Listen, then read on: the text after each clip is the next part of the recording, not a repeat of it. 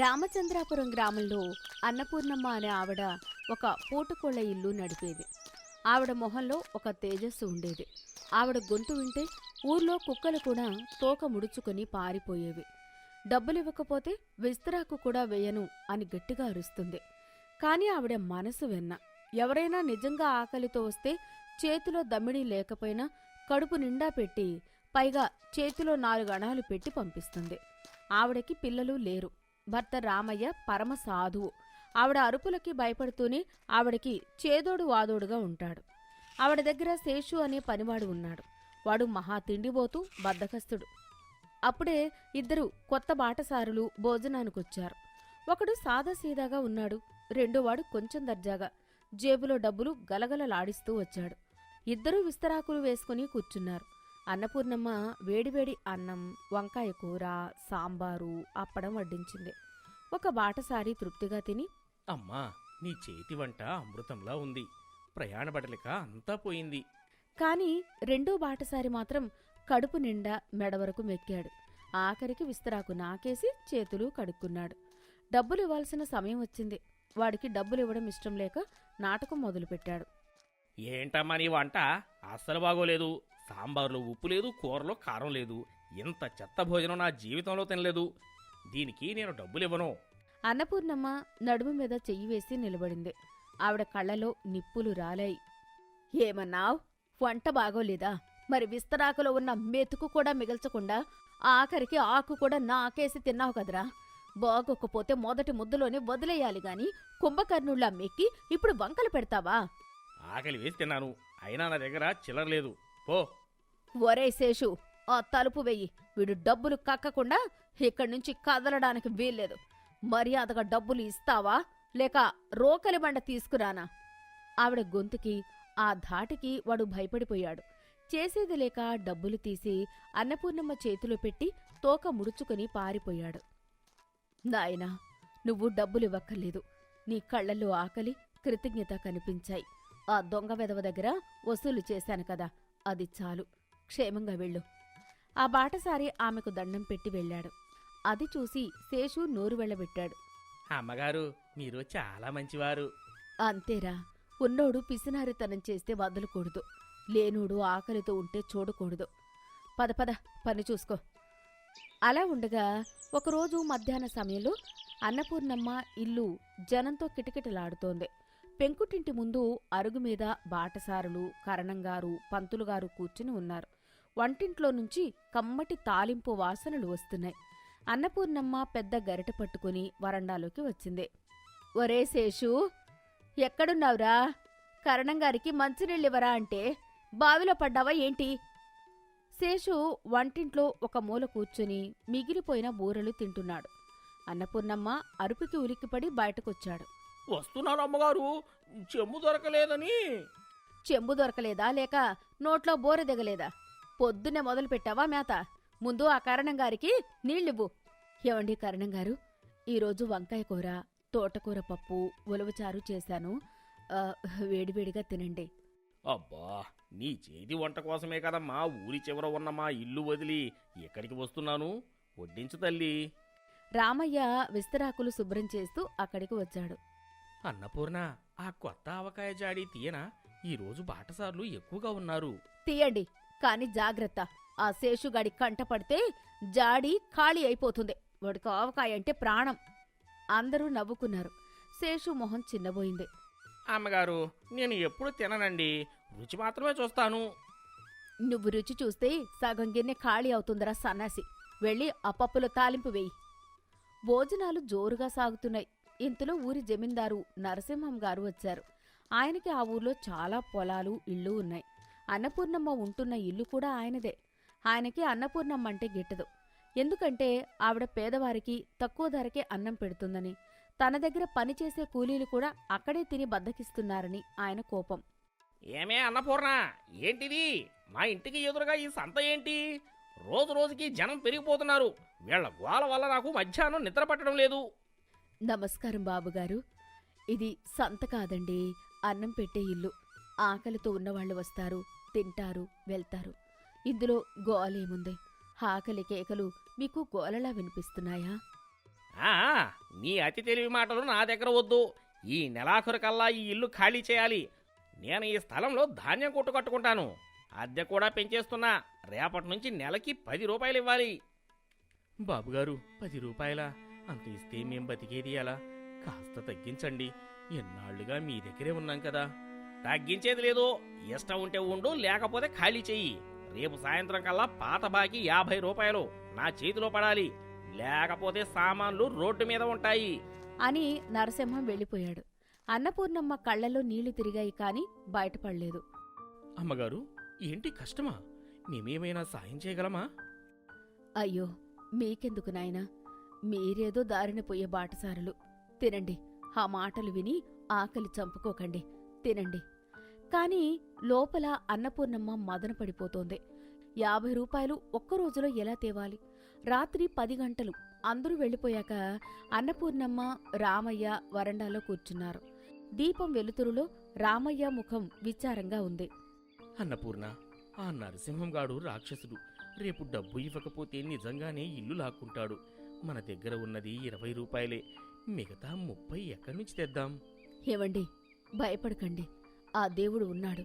ఇన్నాళ్ళు నలుగురికి అన్నం పెట్టాం కదా, ఆ పుణ్యం మనల్ని కాపాడదా? నా దగ్గర ఒక పాత బంగారు గొలుసుంది. అది అమ్మేద్దాం. వద్దు అన్నపూర్ణ, అది మీ అమ్మగారు ఇచ్చిన ఆఖరి గుర్తు. అది అమ్మితే నా ప్రాణం ఒప్పుకోదు. వస్తువుల కంటే మనుషులు ముఖ్యమండి. ఈ ఇల్లు ఉంటేనే కదా మనం నలుగురికి అన్నం పెట్టగలం. రేపు పొద్దున్నే మీరు పట్నం వెళ్ళి అది అమ్మండి.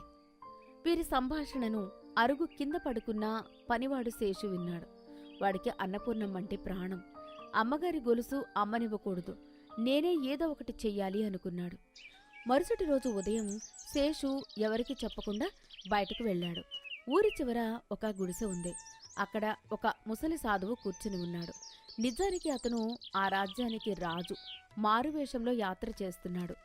ఆయన పేరు రాజా రాఘవేంద్ర వర్మ. శేషు ఆయన చూసి ఒక సాధువు అనుకున్నాడు. తాత, ఆకలిగా ఉందా? మా అమ్మగారి ఇంటికి రా, అన్నం పెడుతుంది. కానీ ఒక్కటి, నీ దగ్గర డబ్బులు లేకపోయినా పర్లేదు, కానీ ఆమెకి ఓ సాయం చేయాలి. ఏం సాయం నాయనా? నేనేం చేయగలను? మా అమ్మగారికి డబ్బు కష్టం వచ్చింది. నువ్వు జ్యోతిష్యం చెప్పినట్టు నటించి, అమ్మగారు మీకు అదృష్టం రాబోతుంది, మీ గొలుసు అమ్మకండి అని చెప్పు. ఆమెకి నమ్మకం కుదురుతుంది.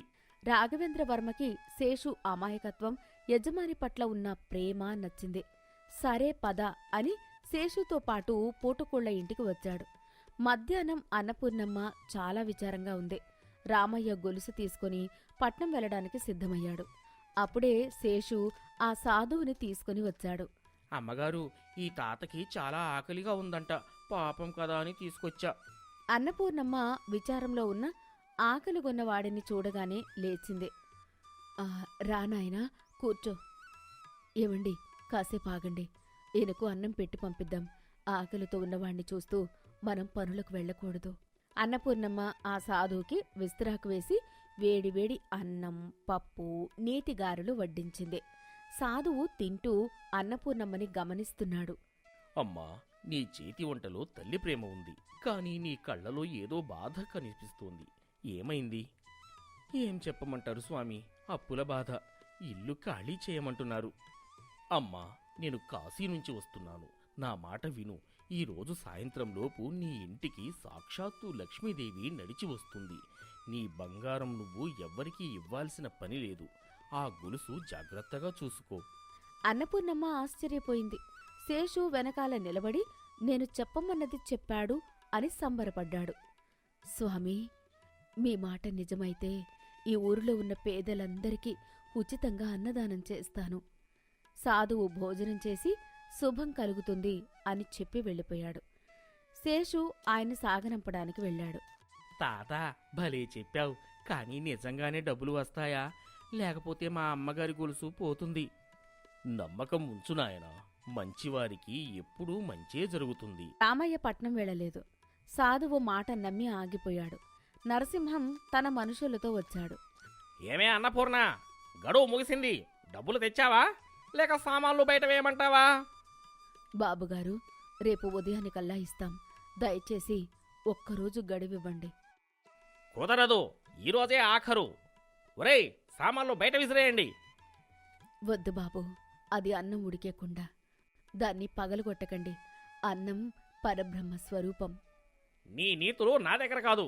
డబ్బులు ఇస్తావా, ఇల్లు ఖాళీ చేస్తావా? సరిగ్గా అప్పుడే ఆగండి అని గంభీరమైన కంఠం వినిపించింది. అందరూ తిరిగి చూశారు. ఒక గుర్రపు బండి వచ్చి ఆగింది. అందులో నుంచి ఉదయం వచ్చిన సాధువు ఇప్పుడు రాజు దుస్తుల్లో దిగాడు. వెనకాల 2 భటులు ఉన్నారు. నరసింహం ఆయన చూడగానే వణికిపోయాడు. మహారాజా రాఘవేంద్రవర్మ గారు, మీరా? అవును నరసింహం, నేనే. ఈ ఊరు, ఈ పొలాలు అన్నీ నా సంస్థానానివి. నువ్వు కేవలం నా తరపున చూసుకునే ఉద్యోగివి. కానీ నువ్వు ఇక్కడ దొరలా ప్రవర్తిస్తున్నావా? అన్నపూర్ణమ్మ, రామయ్య, శేషు ఆశ్చర్యంతో నోరు వెళ్ళబెట్టారు. ఉదయం వచ్చిన సాధువు ఈయనేనా అని నమ్మలేకపోయారు. నరసింహం, నేను మారువేషంలో నా సంస్థానాన్ని తనిఖీ చేయడానికి వచ్చాను. ఉదయం ఆకలితో వస్తే ఈ తల్లి నన్ను ఆదరించి అన్నం పెట్టింది. నువ్వు మాత్రం పేదలను పీడిస్తున్నావు. అన్నం పెట్టే చేతిని అవమానించావు. క్షమించండి మహాప్రభు, తప్పు చేశాను. నిన్ను ఉద్యోగంలోంచి తీసేస్తున్నాను. ఇకపై ఈ ఊరి బాధ్యతలు వేరేవారు చూసుకుంటారు. అమ్మా, ఉదయం చెప్పాను కదా, లక్ష్మీదేవి వస్తుందని. ఈ ఇల్లు, దీని చుట్టూ ఉన్న 2 ఎకరాల తోట ఈ రోజు నుంచి నీదే. ఇది నా కానుక. ఇక ఎవరికీ అద్దె కట్టక్కర్లేదు. భయం లేకుండా నలుగురికి అన్నం పెట్టు అని అన్నాడు. అన్నపూర్ణమ్మ కళ్లల్లో ఆనంద బాష్పాలు రాలాయి. బాబూ, మీరు మనిషి రూపంలో ఉన్న దేవుడు. మీ రుణం ఎలా తీర్చుకోగలను? నువ్వు నాకు అన్నం పెట్టి నా ఆకలి తీర్చావు. అంతకంటే రుణం ఏముంటుంది? కానీ ఒక విషయం, నీ దగ్గర పనిచేసే ఆ కుర్రాడు శేషు చాలా మంచివాడు. వాడి వల్లే నేను ఇక్కడికి వచ్చాను. ఆ రాత్రి అన్నపూర్ణమ్మ ఇంట్లో పండుగ వాతావరణం నెలకొంది. బయట ఆర్భాటాలు లేకపోయినా ఇంట్లో మాత్రం ఆనందం వెల్లివిరిసింది. అన్నపూర్ణమ్మ, రామయ్య, శేషు ముగ్గురు కలిసి కూర్చొని ఆనందంగా భోజనం చేశారు. ఈరోజు వంటలో రుచి వేరు. ఎందుకంటే ఇది మన సొంత ఇంట్లో వండుకున్న వంట. నిజమే అన్నపూర్ణ, ఇన్నాళ్ళు ఈ ఇల్లు మనది కాదేమో అన్న భయం ఉండేది. ఈరోజు ఆ భయం పోయింది. అన్నం అమృతంలా ఉంది. అమ్మగారు, ఇప్పుడు ఇల్లు మనదే కదా, ఇకపై నేను రోజుకో 10 అరిసెలు తినొచ్చా? ఓరి తిండిపోతూ, తినరా. నువ్వు చేసిన పనికి నీకు జీవితాంతం అరిసెలు ఉచితం. నీవల్లే కదా మాకు ఈ ఇల్లు దక్కిందే. ముగ్గురు పగలబడి నవ్వారు. ఆ నవ్వుల్లో తృప్తి, సంతోషం ఉన్నాయి. ఆ రోజు నుంచి అన్నపూర్ణమ్మ పూటకోళ్ల ఇల్లు అన్నదాన సత్రంగా మారింది. ఆవిడ కీర్తి చుట్టుపక్కల ఊర్లకి పాకింది. నీతి: అతిథి దేవో భవ. ఆకలితో వచ్చిన వారికి అన్నం పెట్టడం దైవకార్యం. అది ఎప్పటికైనా మనల్ని కాపాడుతుంది. నిజాయితీ, దయ ఉన్నవారికి దేవుడు ఏదో ఒక రూపంలో సహాయం చేస్తాడు. అధికారం ఉంది కదా అని విర్రవీగితే అది ఎంతో కాలం నిలవదు.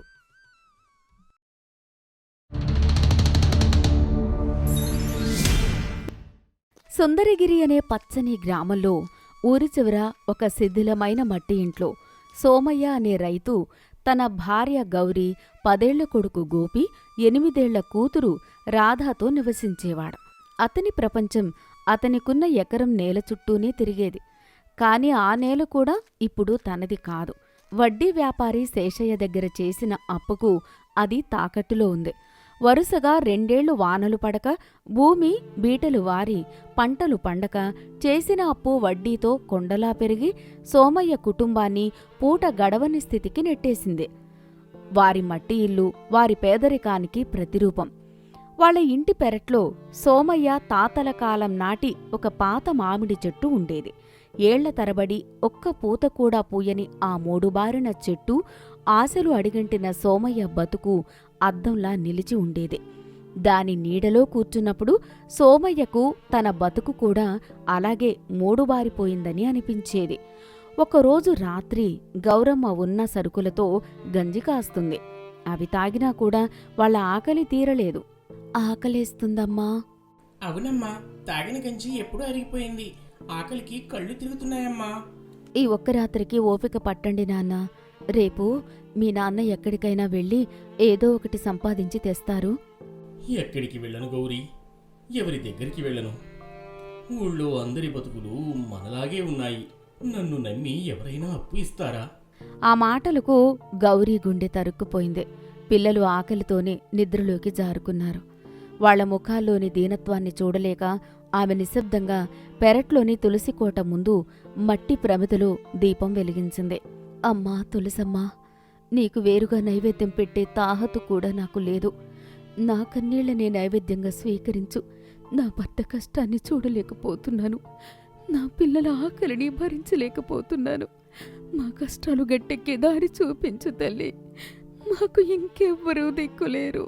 ఆమె ఆర్తనాదం ఆకాశం విందో లేదో తెలీదు కాని మరుసటి రోజు ఉదయం ఆ పెరట్లో ఓ అద్భుతం జరిగింది. రాత్రి వరకు మోడులా ఉన్న ఆ మామిడి కొమ్మకు ఉదయం సూర్యుడి కిరణాల్లా మెరిసిపోతూ ఒకే ఒక్క బంగారు మామిడి పండు వేళ్లాడుతోంది. అమ్మా అమ్మా, త్వరగా రా, చూడు మన చెట్టుకు పండు కాసింది, ఎంత బావుందో.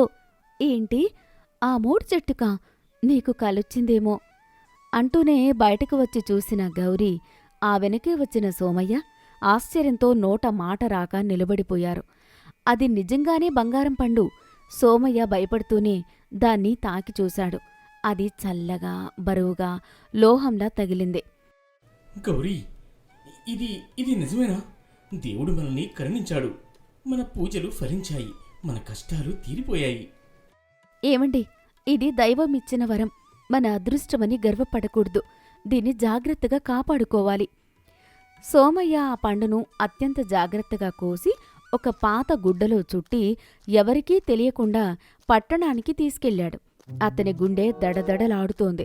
దారిలో ఎవరైనా దొంగిలిస్తారేమోనని భయం, దాని విలువ ఎంత వస్తుందోనని ఆశ. అక్కడి పెద్ద నగల వ్యాపారి ఆ పండుని చూసి మొదట నమ్మలేదు. తర్వాత ఆశ్చర్యపోయాడు. దాన్ని పరీక్షించి అది స్వచ్ఛమైన బంగారమని నిర్ధారించుకుని దానికి కొన్ని 100 వరహాలు ఇచ్చాడు.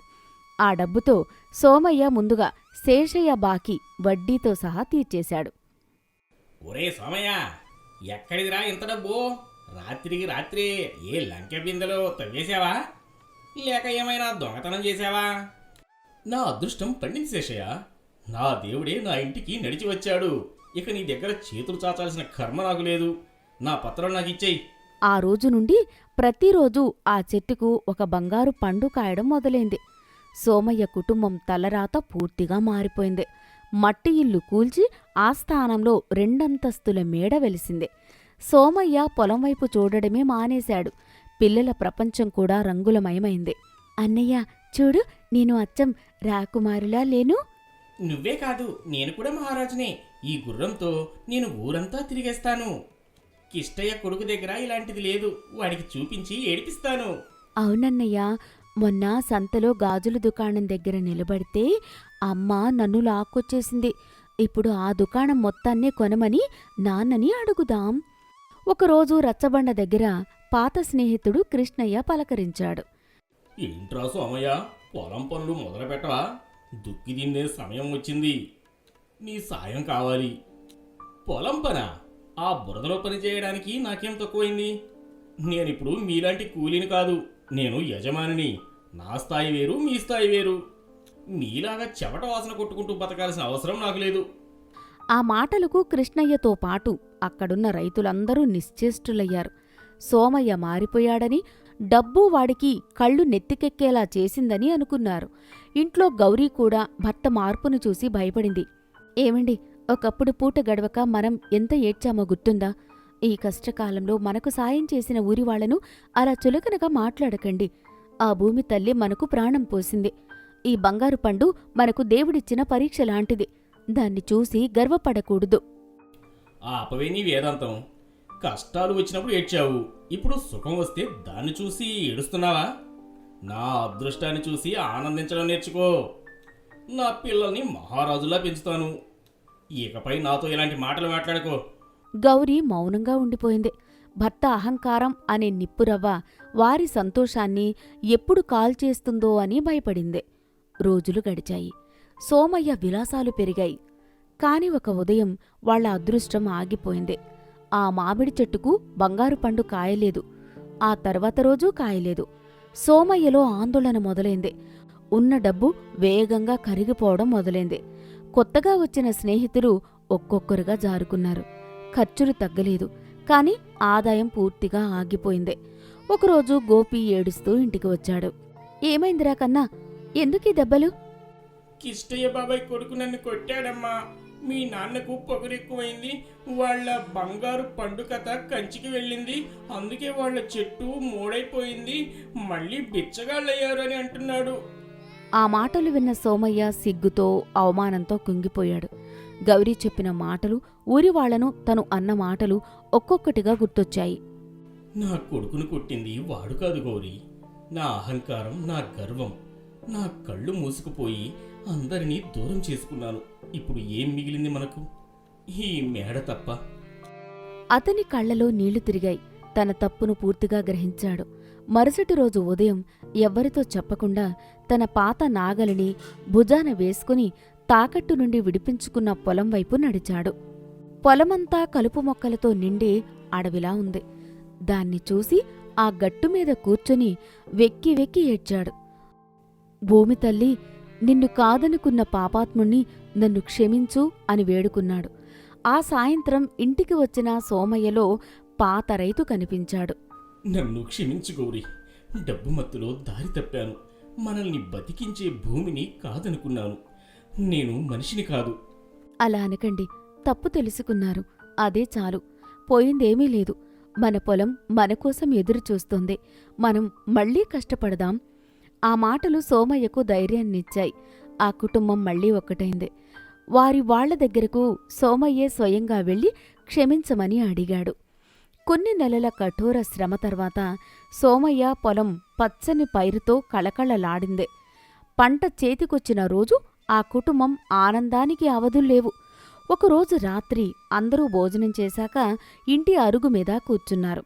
నాన్న, మన మామిడి చెట్టుకు మళ్ళీ బంగారం పండు ఎప్పుడు కాస్తుంది? సోమయ్య నవ్వి, ఆ బంగారు పండు మనకు గర్వాన్ని, సోమరితనాన్ని మాత్రమే ఇచ్చింది. అది శాశ్వతం కాదు. కానీ ఈ భూమి తల్లిని నమ్ముకుని మనం చిందించే చెమట మనకు ఆత్మగౌరవాన్ని, శాశ్వతమైన తృప్తిని ఇస్తుంది. మన కష్టంతో పండిన ఈ ప్రతి గింజ ఒక బంగారు పండుతో సమానం. ఇదే మనం ఎప్పటికీ మర్చిపోకూడని నిజం. ఆ మాటలు పిల్లల మనసుల్లో బలంగా నాటుకుపోయాయి. అన్నయ్య, నాన్న చెప్పింది నిజమే కదా. ఆ బంగారు పండు ఉన్నప్పుడు కన్నా ఇప్పుడు మనం పండించిన ఈ అన్నం తింటుంటేనే కడుపు నిండుగా సంతోషంగా ఉంది. అవును రాదా, అప్పుడు నా దగ్గర చెక్క గుర్రం ఉంది. కానీ నాతో ఆడుకోవడానికి ఎవ్వరూ లేరు. ఇప్పుడు నా దగ్గర బొమ్మలు లేకపోయినా కిష్టయ్య కొడుకు, మిగతా వాళ్ళందరూ నాతో ఆడుకుంటున్నారు. ఇదే బాగుంది. ఆ ఇంట్లో ఇప్పుడు బంగారు పండ్లు లేకపోవచ్చు. కాని ఎప్పటికీ తరగని అనుబంధాలు, కష్టపడి బతికే గౌరవం ఉన్నాయి. ఆ రాత్రి ఆ కుటుంబం ఏ అదృష్టమూ ఇవ్వలేని గొప్ప శాంతితో నిద్రపోయింది.